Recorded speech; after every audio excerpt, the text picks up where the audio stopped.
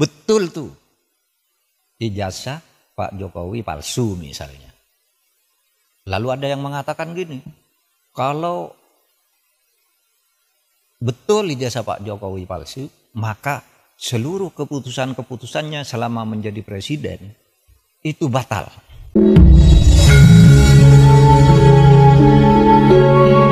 Soal ijazah. Soal ijazah presiden ribut sampai sekarang. Masif sekali gerakannya. Itu apakah tidak bisa ditangkal agar tidak sampai terjadi suatu saat hal-hal seperti itu? Soal ijazah presiden asli itu apa tidak, itu pelanggaran hukum atau pelanggaran etik? Ini sebenarnya tidak akan terjadi soal pelanggaran itu kalau undang-undangnya ketat. Mengatur, mengantisipasi agar itu tidak terjadi, dan kalau terjadi apa akibatnya. Misalnya kasus ijazah Pak Jokowi yang sekarang ini, saya ikut bicara sebentar kemarin. Saya tidak peduli apakah ijazah Pak Jokowi itu asli atau tidak. Saya tidak peduli karena itu tidak akan ada akibatnya terhadap proses ketatanegaraan kita. Dalam arti begini, taruhlah misalnya betul tuh ijazah Pak Jokowi palsu misalnya. Lalu ada yang mengatakan gini, kalau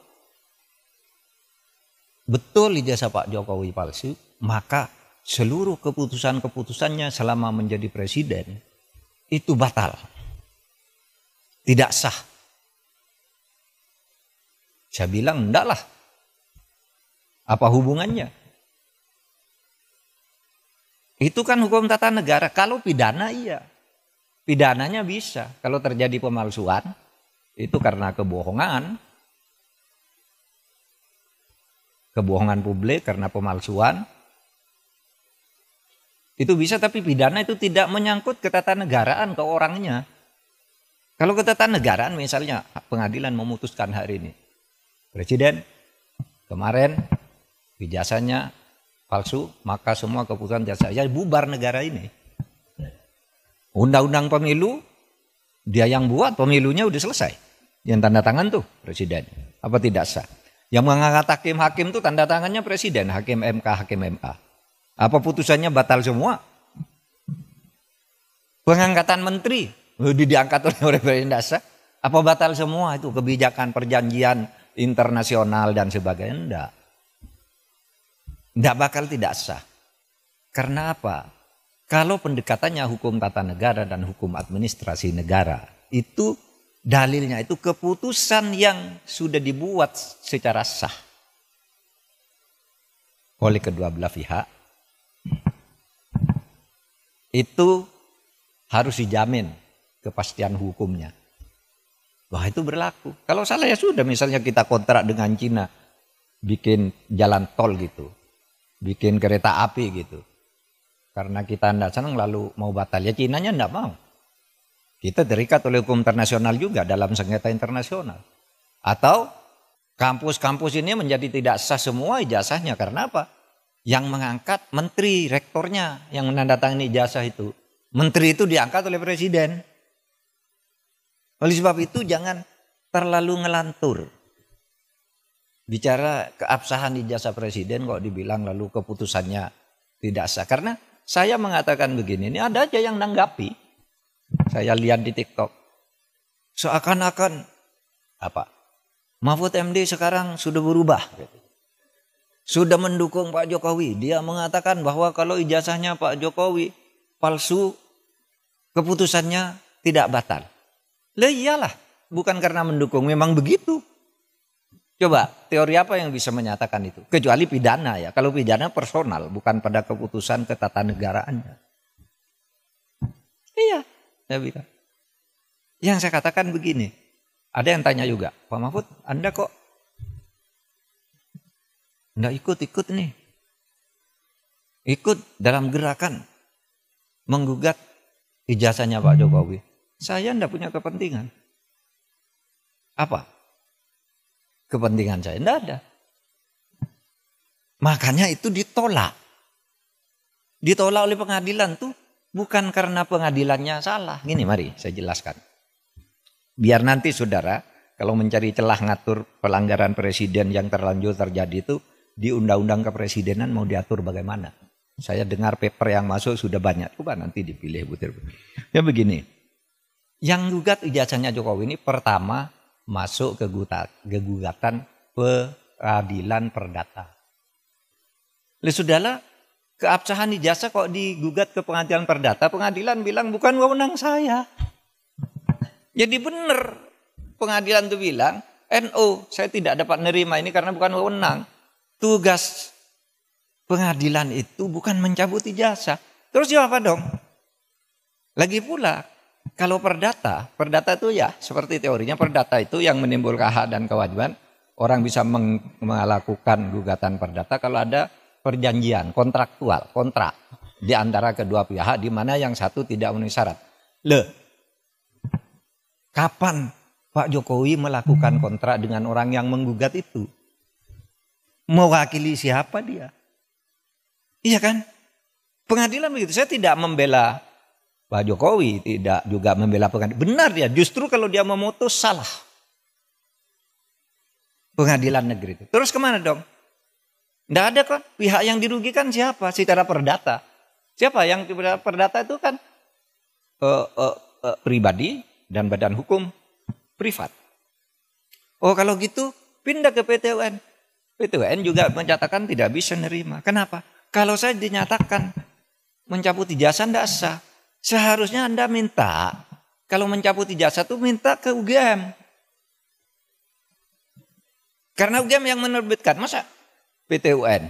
Dan lagi pula apa rugimu secara ketatanegaraan, ketatausahaan negaraan? Pencabutan itu minta ke UGM, kamu UGM yang mengeluarkan. Kok saya disuruh menyatakan tidak sah? Kalau Kalimantan suruh nyatakan tidak sah, pasti NO dong. Kalau mungkin minta agar pengadilan memerintahkan UGM untuk mencabut gitu, itu jadi perkara, pihaknya jadi UGM. Maka saya bilang, wah UGM tidak usah melibatkan diri lah, apa buang-buang waktu begitu. Dan orang tidak berwenang juga. Lembaga hukum perdata privat, kelompok orang datang ke UGM memaksa saya meminta lihat ijazahnya Pak Jokowi, tidak bisa. Kalau begitu setiap orang bisa datang ke sana minta melihat ijazahnya Pak Mahfud itu apa. Gitu. Misalnya, saudara nulis nih kayak ini. Profesor Dr. Muhammad Mahfud MD SHSU, benar. Tapi sekarang yang beredar, Profesor Dr. Muhammad Mahfud MD SHSU MIP. Yang di kepres yang terakhir itu ada MIP-nya. Saya tidak pernah mengusulkan nama MIP itu. Tapi saya tahu, kira-kira orang yang membuat kepres ini tahu bahwa saya punya gelar MIP dari UGM. Tetapi MIP itu sudah ditulis di SU itu. Karena saya lulus UGM S2 itu. Waktu itu lulus. Tahun 87 itu gelar S2 UGM namanya SU. Sarjana Utama. Sesudah itu ganti MA. Magister Artium. Sesudah itu berubah Magister Ilmu Politik. Magister Ilmu Hukum. Magister Ilmu Teknik. Kayak gitu-gitu. Sebenarnya SU itu sudah mewakili MIP. Kalau orang lalu minta ke pengadilan cabut saya tidak masang sendiri, saya tidak tahu. Nah, oleh sebab itu sekarang saya katakan, kalau gitu masuk ke pidana. Nah kalau ke pidana, itu kan masuk ke pidana. Malah yang dihukum orang yang menyebarkan berita bahwa ijazahnya palsu. Dihukum bener ya dihukum, masuk penjara 2 orang. Karena apa? Dianggap menyebarkan berita bohong. Sekarang masih di penjara belum keluar. Malah yang punya ijazahnya tidak dipersoalkan. Sekarang jalurnya sudah masuk, tinggal politisnya bisa enggak? Karena yang dilaporkan sekarang ya. Yang dilaporkan sekarang itu adalah pemilik ijazah dan sudah dilaporkan ke Bareskrim. Nah, kalau itu arahnya udah tepat, tinggal hukumnya nanti dinilai benar apa tidak. Itu palsu. Nah kalau gitu UGM boleh hadir. Dipanggil pengadilan. Kalau cuma didatangi orang, saya minta ijazahnya, saya minta skripsinya untuk apa? Kalau saya enggak boleh. Sudah benar tuh UGM. Gitu. Nah, saudara sekalian, pada saat pemilu misalnya, ada dugaan abuse of power yang sulit dibendung dan diselesaikan oleh pengadilan karena langkah-langkah politik presiden semuanya dibungkus dengan kewenangan formal. Misalnya, yang berwenang membagi bansos itu kan Menteri Sosial. Dan Menteri Sosial sudah lapor ke presiden atau diperintahkan oleh presiden. Kan tidak salah. Apa salahnya coba? Memang itu kewenangan formalnya. Tapi di pelaksanaannya lalu dibelokkan. Nah itu soal lain. Kalau lalu diatur di undang-undang kepresidenan, gitu terus gimana? Apa tidak boleh? Kan itu tanggungnya presiden. Oh diatur, anunya Pak, kalau dibelokkan di bawah. Nah silahkan kalau itu mau dimasukkan. Meskipun kalau itu terjadi, itu hukumnya sudah ada. Dan sudah ada banyak yang masuk penjara gitu. Makanya cari, saya bukan tiba-tiba setuju dah undang-undang kepresidenan, tapi dicari bahwa itu sudah lengkap diatur di berbagai undang-undang, hanya tidak satu, tapi pelaksanaan di lapangan banyak abuse of power, penyalahgunaan kekuasaan itu. Nah, saudara sekalian, sampai saat-saat akhir di masa jabatan misalnya, dalam masa istilah Mas Zainal Arifin Mukhtar itu masa lemdak. Masa lemdak itu masa bebek lumpuh. Di mana presiden itu sudah tidak lagi menjadi presiden karena sudah terpilih yang baru, cuma menunggu pelantikan itu lemdak namanya. Nah, belakangan ini di masa demisioner, gitu. Di masa demisioner banyak sekali kebijakan-kebijakan strategis yang kemudian mengikat presiden baru. Orang protes, terus presiden baru apa dong? Nah ini kalau mau diatur oleh undang-undang kepresidenan boleh juga. Dicoba nanti. Kalau di masa lemdak, begitu presiden baru diumumkan terpilih, tinggal nunggu 3 bulan pelantikan. Apa yang boleh dilakukan oleh presiden lama? Apa yang tidak boleh dilakukan? Diatur juga boleh. Masa-masa itu. Ya. Misalnya tidak boleh membuat keputusan strategis. Kan bisa saja loh. Gini loh. Yang kemarin saya bayangkan. Kenapa saya itu sesudah pengumuman MK pemilu bahwa Prabowo Gibran menang sebagai orang hukum, saya katakan ya sudah, dia menang, saya mengakui dan saya mengucapkan selamat. Silakan laksanakan tugas ini dengan baik. Legowo. Tetapi sampai dengan pelantikan 20 Oktober, saya terus berteriak. Banyak abuse of power yang dilakukan oleh presiden. Dan yang saya takut itu, ini 20 Oktober kan. Ini belum dilantik nih. Presidennya udah nunggu di sini. Bisa saja sehari sebelum pelantikan dia mengeluarkan dekret bahwa pemilu yang kemarin saya anggap tidak sah karena saya lalai melaksanakannya. Oleh sebab itu tidak jadi pelantikan presiden, saya perpanjang lagi. Bisa. Saudara akan mengatakan, Pak dekret kan tidak dikenal di dalam tata hukum. Memang tidak dikenal di mana-mana. Tetapi dalilnya, setiap kekuasaan yang diperoleh dan efektif ditaati tidak bisa dilawan, itu mengikat. Tahu bukunya Hans Kelsen?